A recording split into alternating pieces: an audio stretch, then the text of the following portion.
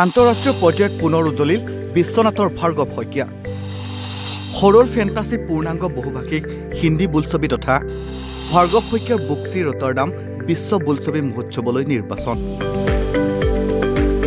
Bollywood জগতত পোনপ্ৰথমবাৰৰ কাৰণে দীৰ্ঘ ছবিৰ পৰিচালক হিচাপে পদাৰ্পণ কৰা বিশ্বনাথ চাৰিআলিৰ ভাৰ্গৱ শইকীয়াৰ বহু আকাংক্ষিত হৰৰ ফেণ্টাসি পূৰ্ণাংগ বহুভাষিক প্ৰথম ছবি বুকচি বিশ্বৰ প্ৰথম 10টা স্থানত থকা নেদাৰলেণ্ডৰ ৰটাৰডাম বিশ্ব বোলছবি মহোৎসৱ 2025লৈ নিৰ্বাচিত হৈছে। ছিকিম, দাৰ্জিলিং আৰু অসমৰ প্ৰাকৃতিক পৰিৱেশত ভাৰ্গৱে ছবিখনৰ বেছিভাগ দৃশ্য গ্ৰহণ সম্পূৰ্ণ কৰিছিল। হলিউড ছবিৰ সুগন্ধিৰে পুষ্ট বুকচি ছবিখনত হিন্দী, ইংৰাজী, নেপালী ভাষাৰ উপৰিও বুকচিৰিট নামৰ এটি নতুন কথিত ভাষাৰ সংযোজন কৰা হৈছে। প্ৰাণিধানযোগ্য যে এই নতুন ভাষাটি নেদাৰলেণ্ডৰ প্ৰখ্যাত শিক্ষাবিদ অধ্যাপক জন ভান ষ্টেনবাৰ্গেনে সৃষ্টি কৰিছে। উল্লেখ্য যে ছবিখনত মুম্বাইৰ মানসী মুলতানী আৰু প্ৰসন্না বিছ নামৰ দুগৰাকী প্ৰতিভাসম্পন্ন যুৱতী মুখ্য ভূমিকাত অৱতীৰ্ণ হৈছে।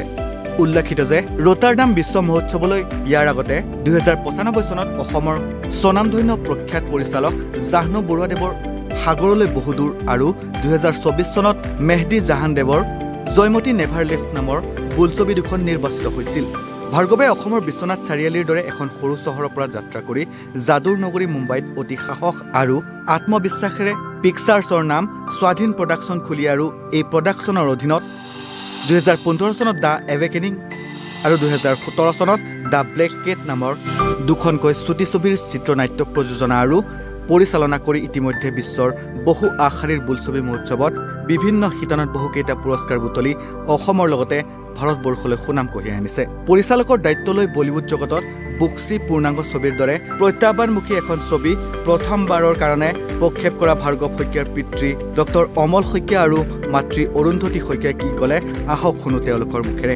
মোৰ ল'ৰা ভাৰ্গৱ শইকীয়া, তেওঁ আচলতে মুম্বাইতে আছে এতিয়াও, আৰু তেওঁ বলিউডৰ এখন চিনেমা কৰিছিলে যিখন চিনেমাৰ নাম হ'ল বুকচি, আৰু এইখন হ'ল বহুভাষিক ফিল্ম।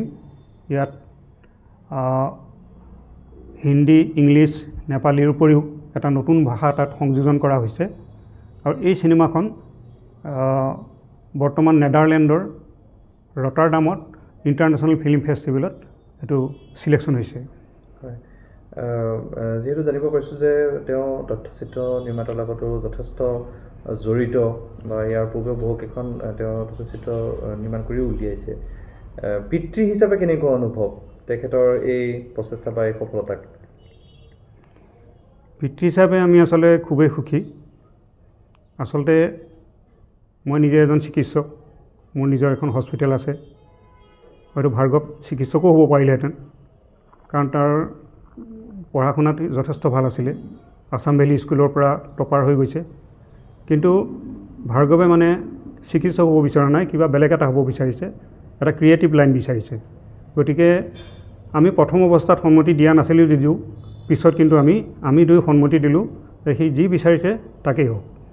হয়, পৰৱৰ্তী পৰ্যায়ত এই ফিল্মখন ইণ্ডিয়াত বা ভাৰতবৰ্ষত কেতিয়া মুকলি হ'ব, কিবা তেনেধৰণৰ কিবা গম পাইছে নেকি? আচলতে এই চিনেমাখন যোনখন ঠাইত এতিয়া নিৰ্বাচিত হৈছে সেইখন ৱৰ্ল্ডৰ টপ 10ত পৰে। ৰটাৰডাম ইণ্টাৰনেশ্যনেল ফিল্ম ফেষ্টিভেল হয় সেইখন, আৰু তাতে এই চিনেমাখনৰ মুহূৰ্ত হ'ব।